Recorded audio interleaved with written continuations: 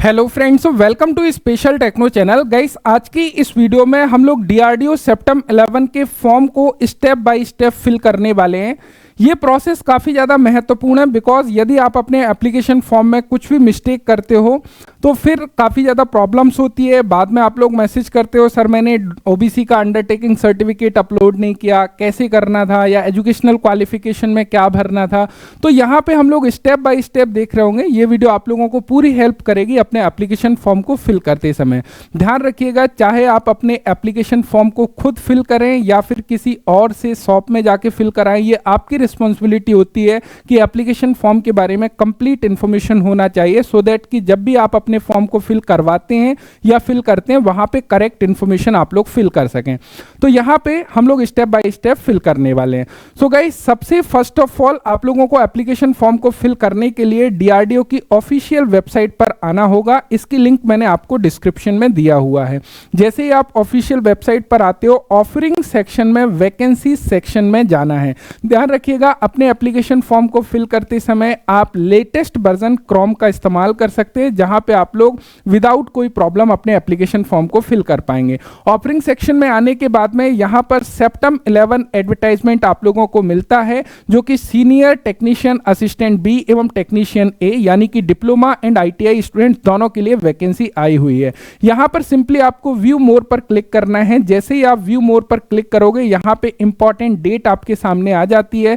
जैसे कि यहां पर आप लोग देख सकते हो, इसकी स्टार्टिंग डेट है 11 दिसंबर 2025 एंड एंड डेट है 31 दिसंबर 2026।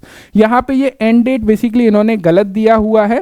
1 जनवरी 2026 तक आप अपने एप्लीकेशन फॉर्म को फिल कर पाएंगे, तो इसकी तरफ ना जाएं, इसको इग्नोर करें। इन्होंने इसको बेसिकली करेक्ट नहीं किया हुआ है।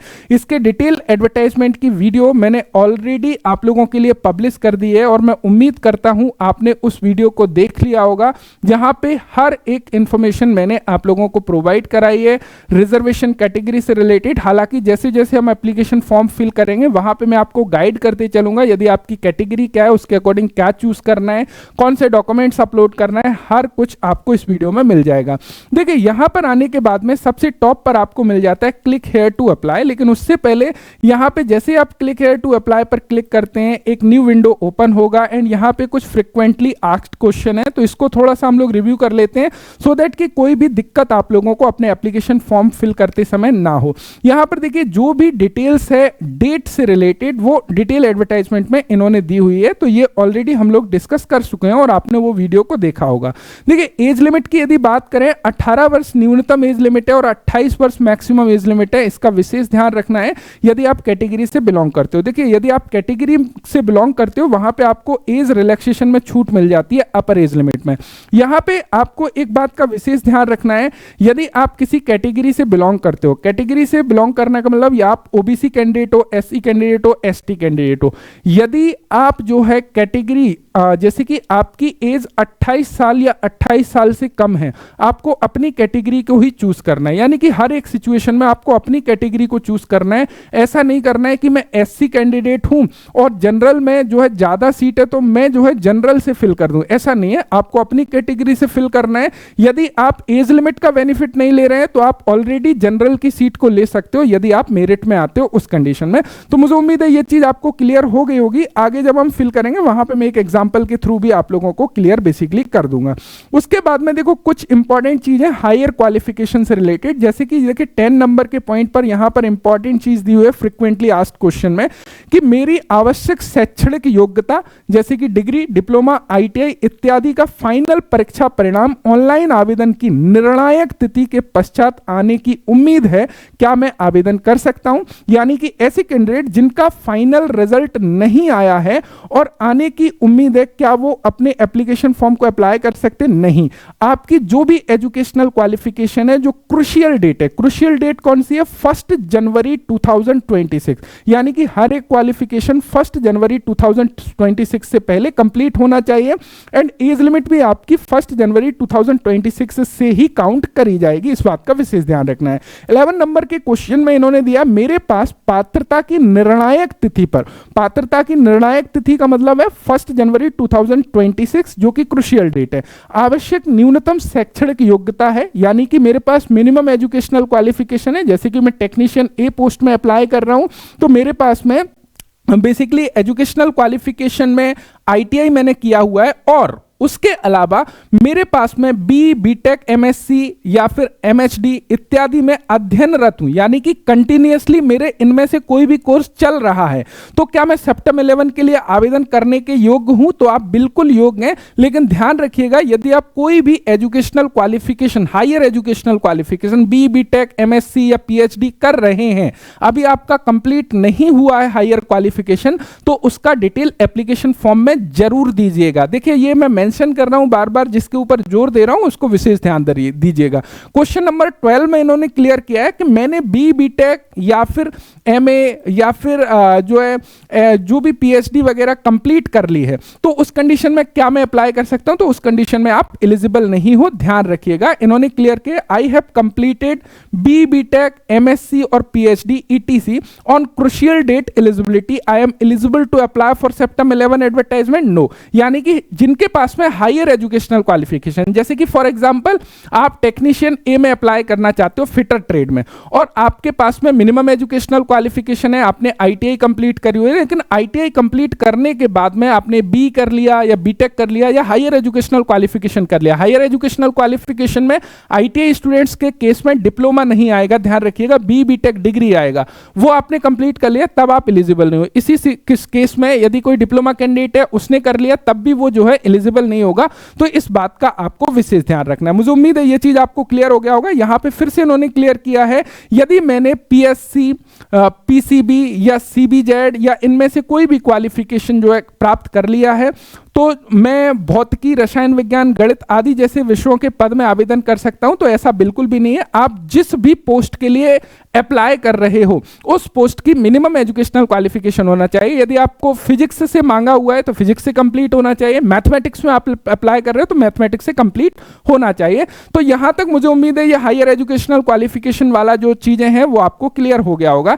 यहां पर छूट और आरक्षण से रिलेटेड कुछ चीजें दी हुई हैं तो इनको देख लीजिएगा। देखिए उसके अलावा थोड़ा सा डिटेल एडवर्टाइजमेंट में हम लोग चलते हैं, जहां पे कुछ चीजें मैं आपको क्लियर कर देता हूं साथ के साथ, जिससे कि चीजें आपकी क्लियर हो। देखिए यहां पे क्या है ना, जब आप सबसे नीचे आते हो तो सबसे नीचे आने पर आपको कुछ बेसिकली यहां पे कुछ फॉर्मेट दिखाई देंगे। जैसे कि यहां पर देखोगे एससी एसटी का फॉर्मेट अनुलग्न यानी कि एनेक्स्चर 1 में दिया हुआ है, ओबीसी नॉन क्रिमिलियर का जो है एनेक्स्चर 2 में दिया हुआ है। यहां पर अन्य पिछड़ा वर्ग अभ्यर्थी द्वारा प्रस्तुत की जाने वाली घोषणा पत्र या वचन पत्र, इसको ध्यान दीजिएगा, ये डिक्लेरेशन है, अंडरटेकिंग है, जो कि एनेक्स्चर 3 में दिया गया है। तो जितने भी ओबीसी कैंडिडेट है मैं यहां पर दिखा देता हूं जिससे कि किसी भी स्टूडेंट्स को कोई दिक्कत ना हो। ये वाला फॉर्मेट जो एनेक्स्चर 3 में दिया गया है, इसका जो टाइटल है form of declaration undertaking to be submitted by OBC candidate, इसको आपको प्रिंट करना है। प्रिंट करने के बाद में यहां पर अपना नेम लिखना है, यहां पर आपको फादर्स नेम लिखना है, यहां पर डिस्ट्रिक्ट लिखना है, आपको स्टेट लिखना है, और यहां पर अपने सिग्नेचर, प्लेस और डेट डाल के इसको बेसिकली स्कैन करके अपलोड करना होगा जब आप अपने फॉर्म को अप्लाई करोगे। तो अपना कास्ट सर्टिफिकेट का कॉलम अलग है और डिक्लेरेशन को अपलोड करने का कॉलम अलग है, तो इसको प्रिंट करके डिक्लेरेशन में अपलोड करना है। और कास्ट सर्टिफिकेट यदि आपका बना हुआ है, देखिए ये ओबीसी नॉन क्रिमिलियर कैंडिडेट का सेंट्रल गवर्नमेंट वाला फॉर्मेट है, इस फॉर्मेट में यदि आपका कास्ट सर्टिफिकेट बना है और उसकी वैलिडिटी 1 जनवरी 2026 तक है, तब आप उसको अप्लाई करिएगा, अन्यथा रिन्यू करने के बाद में आपको जो है उसको अपलोड करना है। तो मुझे उम्मीद है यहां तक आपको जानकारी मिल गई होगी। अब हम डायरेक्टली चलते हैं थोड़ा सा अप्लाई ऑनलाइन के पेज पर। तो ये तो इंपॉर्टेंट चीज है। अब यहां पर देखोगे न्यू रजिस्ट्रेशन ऑलरेडी रजिस्टर्ड, तो मुझे उम्मीद है कि सभी लोग नया रजिस्ट्रेशन कर रहे हैं। तो सिंपल हमको क्या करना है, न्यू रजिस्ट्रेशन पर क्लिक करना है। गाइस वीडियो में आगे बढ़ने से पहले आपको इन्फॉर्मेशन देना चाहूंगा, डीआरडीओ सेप्टेम 11 के कोर्सेस स्पेशल टेक्नो एप्लीकेशन पर आ चुके हैं। यहाँ पे फिटर, टर्नर, मशीनिस्ट तीनों के सेपरेट कोर्सेस हैं, और जो फुल कोर्सेस है उस कोर्स में आपका टेक्निकल, नॉन टेक्निकल दोनों दोनों ही चीजें अवेलेबल हैं। यानी कि आपका first exam, screening exam and advance जो आप लोगों का सेकंड एग्जाम है, इवन आपके ट्रेड टेस्ट के लिए भी यहाँ पे टोटल गाइडेंस आपको मिल जाएगी। साथ साथ में एक नॉन टेक्निकल वाला कोर्स भी अवेलेबल है। इस कोर्स में only GS, English, maths and reasoning available है। जो अदर ट्रेड वाले कैंडिडेट हैं, आप सभी को क्लियर है कि आपका 2 फेज में एग्जाम होने वाला है, tier first and tier second. Tier first सभी पोस्ट के लिए कॉमन रहेगा, तो यहाँ पे कॉमन आपका कोर्स अवेलेबल है। साथ साथ में आपके फुल कोर्स अवेलेबल है। जिन कैंडिडेट ने फुल कोर्स में एनरोल किया है उनको सेपरेट नॉन टेक का लेने की आवश्यकता नहीं है, बिकॉज फुल कोर्स में आपका tier first and tier second यानी कि टेक्निकल एंड नॉन टेक्निकल दोनों ही अवेलेबल है इन डेप्थ। यहाँ पे full syllabus coverage, recorded plus live classes, previous year question paper, mock test, latest pattern and AI extraction MCQ, smart study के साथ में सब कुछ अवेलेबल है। तो आप स्पेशल टेक्नो एप्लीकेशन के माध्यम से जुड़ के प्रिपरेशन कर सकते हो। जैसे ही आप न्यू रजिस्ट्रेशन पर क्लिक करोगे, यहां पर लोडिंग ले रहा है, देन उसके बाद में हमारा रजिस्ट्रेशन फॉर्म अप्लाई हो जाएगा यानी ओपन हो जाएगा। यहां पर उन्होंने इंस्ट्रक्शन भी दिया है कि क्रोम या मोजिला फायरफॉक्स के वर्जन वगैरह दिखाए हुए हैं कि इनको आपको यूज करना है, तो इसको हम सिंपली क्लोज कर देते हैं। यहां पे कुछ प्राइवेसी नोटिस दिया हुआ है, इसको सिंपली हम लोग बेसिकली एग्री कर देते हैं, जिससे कि हम अपने फॉर्म को आगे बढ़ा सके। उसके बाद में यहां पर कुछ पर्सनल डिटेल्स डालना होगा। पर्सनल डिटेल्स में अपना फुल नेम आएगा, अभ्यर्थी का पुष्टिकरण यानी कि कंफर्म कैंडिडेट फुल नेम आपको डालना है, इसी नेम को दोबारा यहां पे फिल करना है, मोबाइल नंबर एंड यहां पे कंफर्म मोबाइल नंबर, एंड यदि कोई अल्टरनेटिव मोबाइल नंबर आप देना चाहते हैं तो उसको दीजिए, ईमेल आईडी एंड यहां पे कंफर्म ईमेल आईडी को आपको फिल करना है। ध्यान दीजिएगा, यहां पे जो भी आप अपने mobile number and email ID को फिल करोगे वो वैलिड होना चाहिए, बिकॉज जो भी फर्दर इंफॉर्मेशन होगी आपके एडमिट कार्ड से रिलेटेड, एग्जाम सिटी से रिलेटेड, वो आपके मोबाइल नंबर पर मैसेज के थ्रू या ईमेल के थ्रू आपको प्राप्त होगी। सो इंश्योर रहिएगा कि आने वाले 6 मंथ तक, एटलीस्ट 6 मंथ तक आपका जो मोबाइल नंबर आप यहां पर देने वाले हो वो एक्टिव रहेगा, जिससे कि आप जो है प्रॉपर इंफॉर्मेशन जो है उससे प्राप्त कर सकें डीआरडीओ की तरफ से। तो मुझे उम्मीद है कि यह चीज आपको क्लियर हो गई होगी।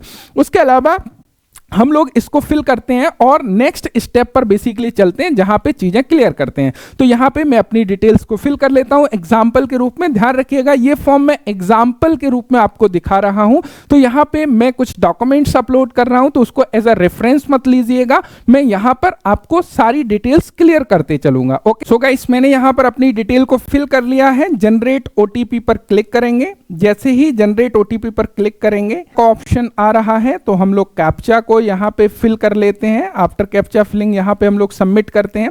सबमिट करने के बाद में यहां पे mobile number and email ID पर ओटीपी आ गया है। हम ओटीपी को फिल करके वैलिडेट करते हैं और उसके बाद में डिक्लेरेशन को एग्री करके आगे के स्टेप पर जाते हैं। सो गाइस, मैंने यहां पर ओटीपी को वैलिडेट कर लिया है। मैं अगेन यहां पर कैप्चा को फिल करता हूं 398163, देन यहां पे रीवेरीफाई करता हूं। रीवेरीफाई करते ही यहां पे मेरी डिटेल्स आ जाएगी। डिटेल्स आने के बाद में मुझे इनको चेकबॉक्स को टिक करना है। मैंने सारी डिटेल्स को चेक कर लिया है कि ओके है, देन उसके बाद में सबमिट पर क्लिक करना है। यहां पर एक अलर्ट भी दिखाया हुआ है, तो इसको मॉडिफाई नहीं कर सकते हैं, ध्यान दीजिएगा। तो इसको प्रॉपरली आपको चेक करना है, यहां पे कोई भी हमको मिस्टेक नहीं करना है, इस बात का विशेष ध्यान रखना है। रजिस्ट्रेशन डिटेल्स यहां पर बेसिकली आ चुका है एंड रजिस्ट्रेशन डिटेल्स के बाद में सेकंड ऑप्शन आता है my application. Simply my application पर क्लिक करके हमको क्रिएट न्यू एप्लीकेशन पर क्लिक करना है। जैसे ही आप क्रिएट न्यू एप्लीकेशन पर क्लिक करोगे, आपका एप्लीकेशन फॉर्म लोडिंग ले रहा है। देन यहां पर एप्लीकेशन फॉर्म ओपन हो चुका है। एप्लीकेशन फॉर्म में देखो personal details, basic details and communication details, qualification details, exam city, documents and payments का ऑप्शन हमको मिल जाता है। पर्सनल डिटेल्स में यहां पे ऑटोमेटिक आपका रजिस्ट्रेशन नंबर आ जाएगा, नेम, मोबाइल नंबर ऑटोमेटिक ले लेगा, बिकॉज हमने रजिस्ट्रेशन के समय वो चीज फिल करी हुई है। अब इंपॉर्टेंट हिस्सा है पोस्ट सिलेक्ट करना। यहां पे बहुत ही ध्यानपूर्वक आपको पोस्ट सिलेक्ट करना है। जैसे कि यदि आप सीनियर टेक्निकल असिस्टेंट बी में अप्लाई कर रहे हो, डिप्लोमा कैंडिडेट हो, तो इसको सिलेक्ट करिएगा। यदि आईटीआई स्टूडेंट्स हैं तो टेक्नीशियन ए को सिलेक्ट करिएगा। हम एग्जाम्पल के लिए टेक्नीशियन ए को सिलेक्ट कर लेते हैं। दोनों ही फॉर्म को फिल करने का प्रोसेस सिमिलर है, तो ऐसा कोई भी इशू नहीं है। चाहे आप कोई भी पोस्ट कोड को सिलेक्ट करोगे, प्रोसेस आपका सेम रहेगा।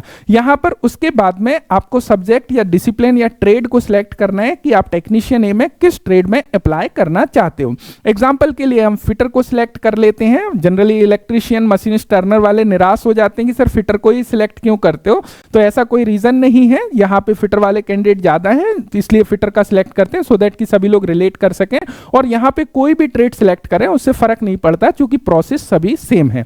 उसके बाद आता है हमारा डेट ऑफ बर्थ का कॉलम। ध्यान रखिएगा, डेट ऑफ बर्थ को बहुत ही ध्यानपूर्वक आपको फिल करना है। जैसे कि मैं एग्जांपल के लिए यहां पे हम फिल कर लेते हैं 95 अगस्त 15, राइट, 15 अगस्त 95। तो इसमें मेरी जो एज है वो 30 ईयर 4 मंथ 17 डेज आ रहा है, यानी कि मैं जनरल कैटेगरी के लिए एलिजिबल नहीं हूं। मैं यहां पे अपनी कैटेगरी को चूज कर लूंगा। जेंडर में मैं मेल सिलेक्ट कर लेता हूं, एंड यहां पे मैं कैटेगरी में ओबीसी नॉन क्रीमिलियर को सिलेक्ट करना है। ध्यान रखिएगा, यहां पे दो कैटेगरी है, ओबीसी क्रीमिलियर और ओबीसी नॉन क्रीमिलियर। आपको ओबीसी नॉन क्रीमिलियर सिलेक्ट करना है, जब भी आपको ओबीसी नॉन क्रीमिलियर का बेनिफिट मिलेगा। OBC creamy layer candidate unreserved candidate में ही आते हैं, उनको जनरल का ही सब कुछ मिलता है। ध्यान रखिएगा, यहां पे कैटेगरी सर्टिफिकेट नंबर मांग रहा है। चूंकि मैंने यहां पे अपनी कैटेगरी को सिलेक्ट किया है, तो मुझे यहां पे कैटेगरी सर्टिफिकेट नंबर डालना होगा। उसके बाद में यहां पे पूछा है कैटेगरी सर्टिफिकेट इशू डेट क्या है,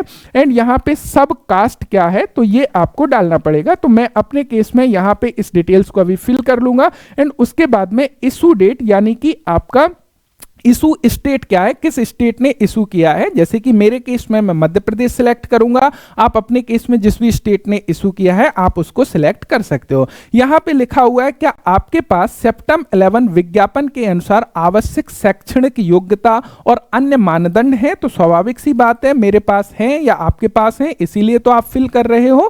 तो इसको यस पर आपको क्लिक कर लेना है। देखिए यहां पे ऑप्शन आया हुआ है, हैव यू पास्ड या pursuing higher degree qualification like BTech. तो यदि आप जो है कर रहे हो, पास्ड हो, तब तो आप बेसिकली फिल ही नहीं कर पाओगे। परस्यूइंग है तो डेफिनेटली इसको क्लिक करके उसकी डिटेल्स को डालना है। यदि आपने नहीं किया है तो नॉट एप्लीकेबल करके आगे बढ़ सकते हो। यहां पे फिर से इन्होंने पूछा है कि एमएससी, एमटेक वगैरह यदि आप करंट में कर रहे हो, परस्यूइंग है, पास्ड है या नॉट एप्लीकेबल है, उसके अकॉर्डिंग आपको सिलेक्ट करना है।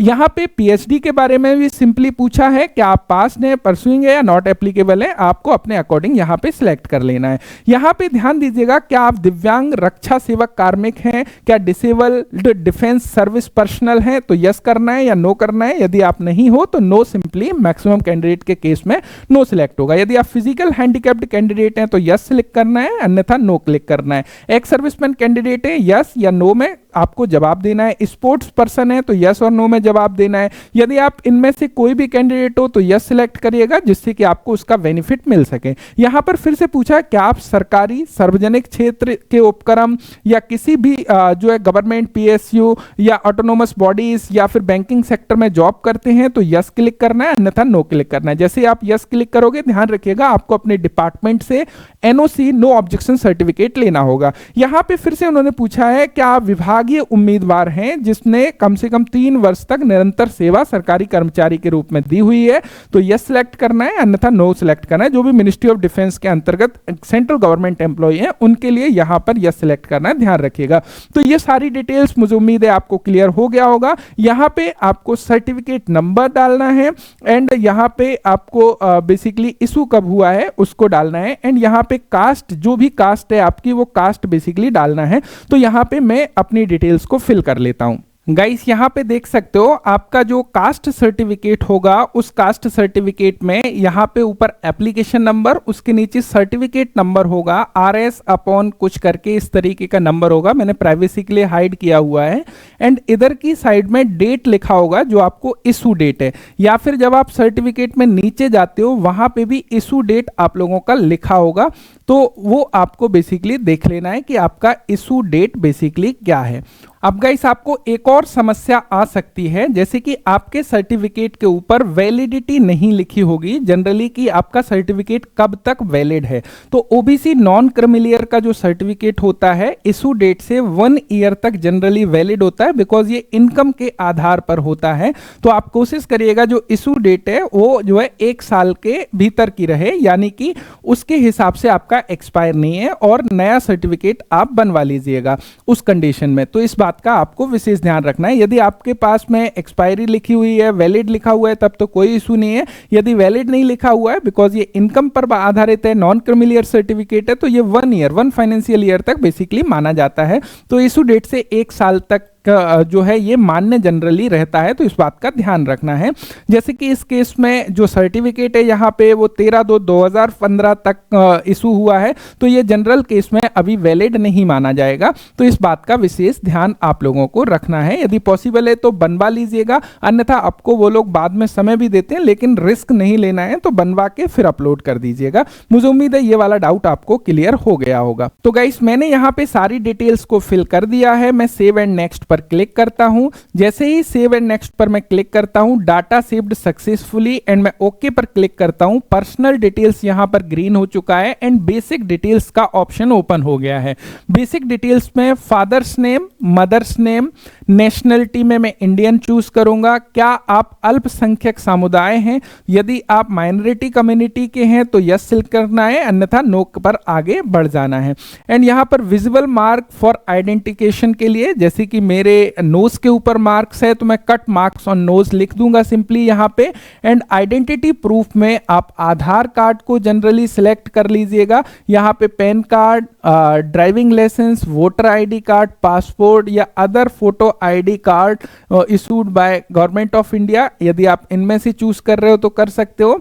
अन्यथा जैसे कि मैं पैन कार्ड सिंपली सिलेक्ट कर लेता हूं बिकॉज मुझे पैन कार्ड नंबर याद है, या आप आधार कार्ड सिलेक्ट करना चाहते हैं तो यहां पे other photo ID proof issued by government of India पर क्लिक करके यहां पे अपना आधार नंबर डाल सकते हैं। मैं यहां पर पैन नंबर क्लिक कर देता हूं।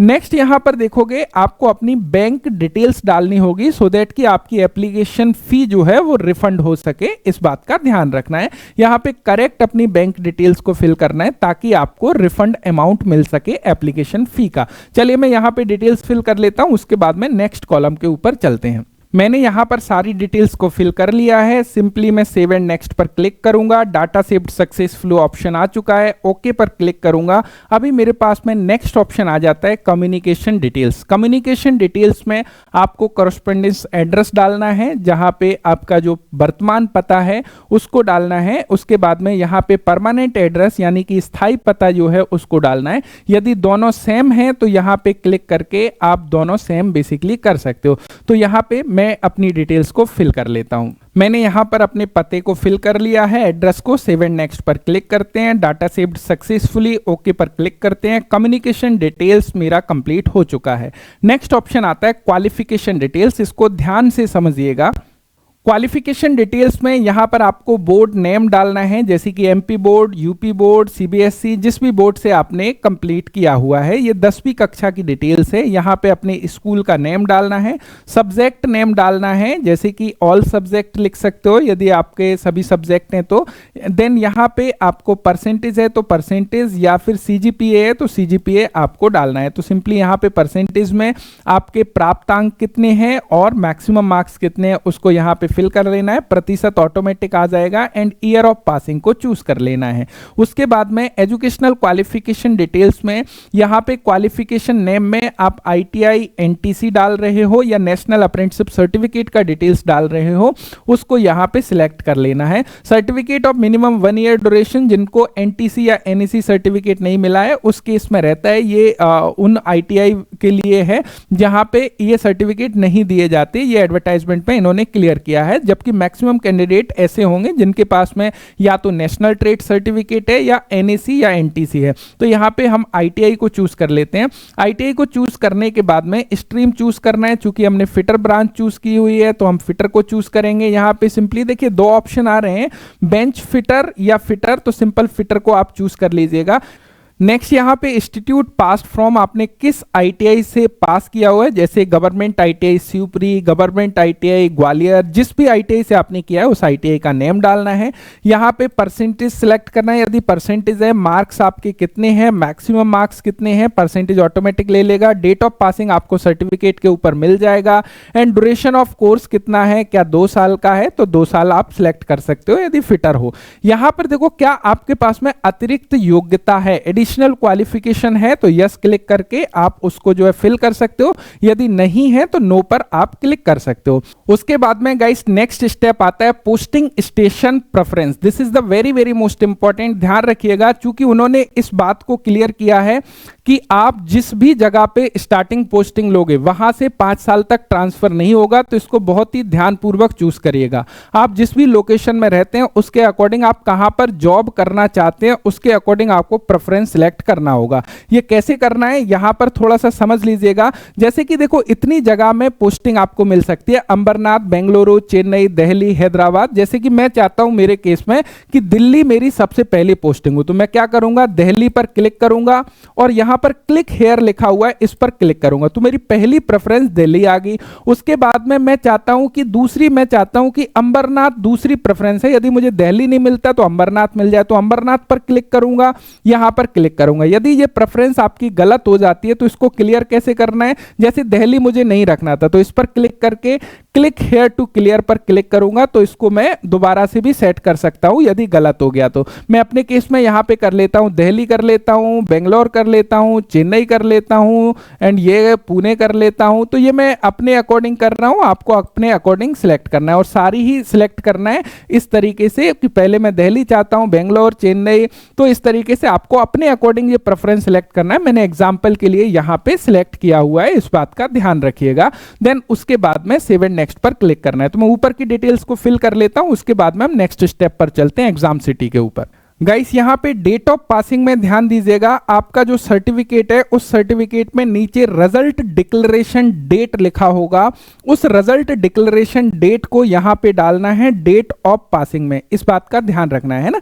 तो बाकी सारी डिटेल्स तो ओके है, कोई इशू है नहीं। तो यहाँ पे यदि आपने डीआरडीओ से अप्रेंटिस किया है तो यस करिए, अन्यथा नो करिए। यहाँ पे प्रेफरेंस हो गया, उसके बाद नेक्स्ट पर क्लिक करते हैं, डाटा सेव्ड सक्सेसफुली, ओके पर जैसे ही आप क्लिक करते हो एग्जाम सिटी का ऑप्शन आ जाता है। अब देखिए यहां पे आपको एग्जाम सिटी को चूज करना है। अब देखिए एग्जाम सिटी चूज करने के लिए आपको स्टेट और सिटी दोनों ही चूज करना है। जैसे कि मैं पहले स्टेट कौन सा चाहता हूं, जैसे मुझे चाहिए कि मध्य प्रदेश में मुझे मिले और उसके बाद में मैं चाहता हूं कि जबलपुर मिले। तो पहले क्या है, आपको मध्य प्रदेश में यदि जबलपुर नहीं मिल रहा है तो कोई दूसरी जगह वो दे देंगे, तो स्टेट भी अपने अकॉर्डिंग सिलेक्ट कर लीजिएगा। मैं यहाँ पे रेंडमली सिलेक्ट कर लेता हूं जिससे कि चीजें जो है बेहतर हो, और जो है इस तरीके से आप अपने अकॉर्डिंग यहां पे सिलेक्ट करिएगा। ओके, मैंने यहां पे रेंडमली सिलेक्ट कर लिया है, आप इसको करेक्टली सिलेक्ट करिएगा कि कौन सी स्टेट को आप प्रेफरेंस देना चाहते हो, कहां पर आप अपने एग्जाम को देना पसंद करोगे। यहां पे सेव एंड नेक्स्ट पर आप क्लिक कर सकते हो, डाटा सेव्ड सक्सेसफुली, ओके पर क्लिक करोगे। नेक्स्ट ऑप्शन आता है डॉक्यूमेंट एंड पेमेंट का, दिस इज द इंपॉर्टेंट। यहां पर देखो कृपया लाइव फोटोग्राफ लें, यहां पर क्या है ना, आपको लाइव फोटोग्राफ कैप्चर करना है। ओके, तो जैसे ही आप क्लिक हेयर टू अपलोड पर क्लिक करोगे, क्लिक टू कैप्चर पर आप जैसे ही क्लिक करोगे तो यहां पे देखो कैप्चरिंग के लिए मेरा कैमरा ओपन हो रहा है। तो आप अपने कैमरा को बेसिकली यहां पे मैं अपने इंटीग्रेटेड वेबकैम से ही ले लेता हूं। तो यहां पे फॉर एग्जांपल मेरा इंटीग्रेटेड वेबकैम ओपन हो गया है और मैं कैप्चर करना स्टार्ट बेसिकली करता हूं। ओके, तो यहाँ पे ये आ चुका है एंड यहाँ पे जैसे ही मैं क्लिक करूंगा ये कैप्चर हो जाएगा। ओके, ये कैप्चर हो चुका है, आपको बढ़िया सा कैप्चर करना है, ये मैंने अपने हिसाब से कैप्चर कर दिया है। एंड यहाँ पे देखो नवीनतम पासपोर्ट आकार की फोटो की स्कैन की हुई अपलोड करना है। तो यहाँ पे आपको अपने फोटो को बेसिकली अपलोड कर देना है। तो यहाँ पे मैं कोई भी एक फोटोग्राफ ले लेता हूँ जिसको मैं यहाँ पे अपलोड करता हूँ। फोटोग्राफ का जो साइज होना चाहिए 100 KB से 200 KB होना चाहिए एंड इसका जो डायमेंशन दिया हुआ है वो डायमेंशन बेसिकली बेसिकली होना चाहिए। ओके, तो मैं यहाँ पे अपलोड कर लेता हूँ, लाइक मैं ये फोटोग्राफ अपलोड करता हूँ, तो यहाँ पे ये फोटोग्राफ बेसिकली अपलोड हो चुका है। उसके बाद में नेक्स्ट जो ऑप्शन है, स्कैन किए हुए आपको अपने सिग्नेचर को अपलोड करना है, तो मैं यहाँ पे सिग्नेचर एक अपलोड कर लेता हूँ जिससे कि जो है सिग्नेचर अपलोड हो जाए।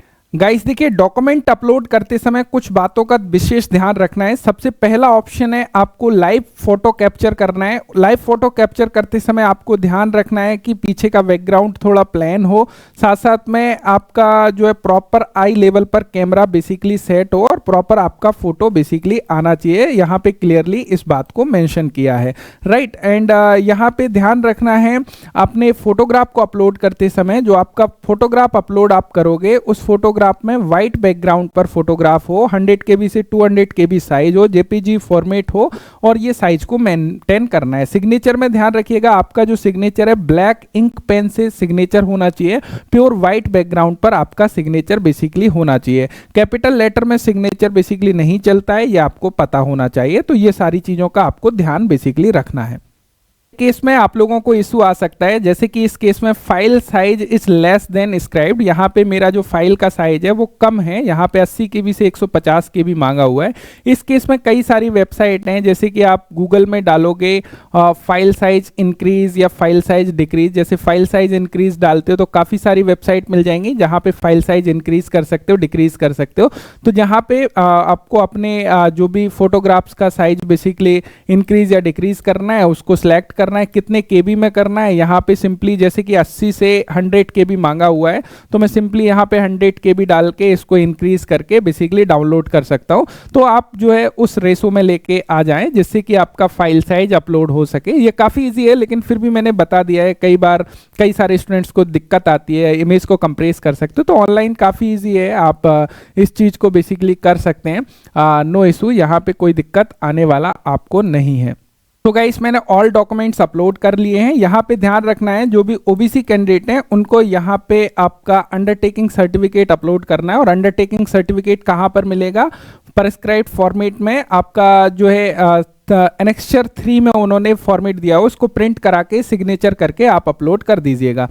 यहाँ पे एप्लीकेशन फ़ी 600 रुपीज़ आ रहा है। एंड यहाँ पे सारा यस, मेरे को जो भी डिक्लेरेशन है उसको यस करना है, जो भी घोषणाएं हैं उसको यस करते हुए आपको क्या करना है, प्रीव्यू करने के बाद में अपनी पेमेंट को कंप्लीट करना है। तो मैं यहाँ पे प्रीव्यू कर लेता हूँ।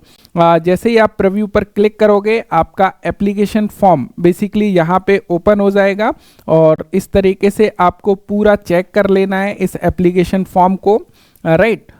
चेक करने के बाद में आपको ओके पर क्लिक करना है। जैसे ही आप ओके पर क्लिक करोगे यहाँ पे सबमिट पर क्लिक करोगे, please view signature before submit, यहाँ पे आपको सिग्नेचर को व्यू करने के लिए बोल रहा है। तो हम एक बार सिग्नेचर को व्यू कर लेते हैं। यहाँ पे सिग्नेचर को व्यू कर लिए हैं, उसके बाद में यहाँ पे सारे डॉक्यूमेंट्स को एक बार व्यू कर लेते हैं।